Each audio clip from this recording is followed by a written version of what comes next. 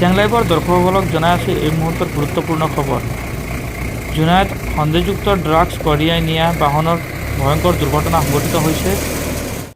দুজন আহত হৈছে। সংকটজনক অৱস্থাত দুয়োজনকে ডিব্ৰুগড়লৈ প্ৰেৰণ কৰা হৈছে। বাহনখনৰ পৰা বৃহৎ পৰিমাণৰ ড্ৰাগছ উদ্ধাৰ কৰা হৈছে। আমি চিয়াং লাইভৰ দৰ্শকসকলক জনাই আছোঁ, যিহেতু জুনাইত সন্দেহযুক্ত ড্ৰাগছ কঢ়িয়াই নিয়া এখন বাহন আৰক্ষীৰ হাতৰ পৰা পলাই যাবলৈ চেষ্টা কৰি ভয়ংকৰ পথ দুৰ্ঘটনা পতিত হয়। বিশেষ সূত্ৰে জানিব পৰা মতে, গোপন সূত্ৰৰ তথ্যৰ ভিত্তিত জুনাই আৰক্ষীয়ে এটা সজাতি দলে ASF 5776 নম্বৰৰ এখন সন্দেহযুক্ত বাহন জুনাই ৰাজাখানাস্থিত 515 নং ৰাষ্ট্ৰীয় ঘাইপথ আগচি ধৰাৰ চেষ্টা কৰে। সেই সময়তে আৰক্ষীৰ উপস্থিতিৰ লক্ষ্য কৰি বাহনখন তীব্ৰ বেগত পলাই যাবলৈ ধৰে।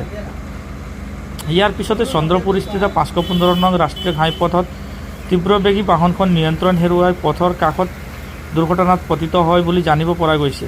দুৰ্ঘটনাত জুনাইৰ ৰটকে গাঁৱৰ গিৰিশ বৰী আৰু অক্ষয় বৰী নামৰ দুজন ব্যক্তি গুৰুতৰভাৱে আহত হয়। স্থানীয় লোক আৰু আৰক্ষীৰ সহায়ত আহত দুয়োকে তৎক্ষণাত জুনাই সমজিলা চিকিৎসালয়ত ভৰ্তি কৰোৱা হয় যদিও পিছত সংকটজনক অৱস্থাত দুয়োকে ডিব্ৰুগড়লৈ প্ৰেৰণ কৰা হৈছে উন্নত চিকিৎসাৰ বাবে। আমি চিয়াং লাইভৰ দৰ্শকসকলক জনাই আছোঁ, যিহেতু দুৰ্ঘটনাগ্ৰস্ত বাহনখনৰ তালাচী চলাই আৰক্ষীয়ে বুজন পৰিমাণৰ সন্দেহযুক্ত ড্ৰাগছ উদ্ধাৰ কৰিবলৈ সক্ষম হয়।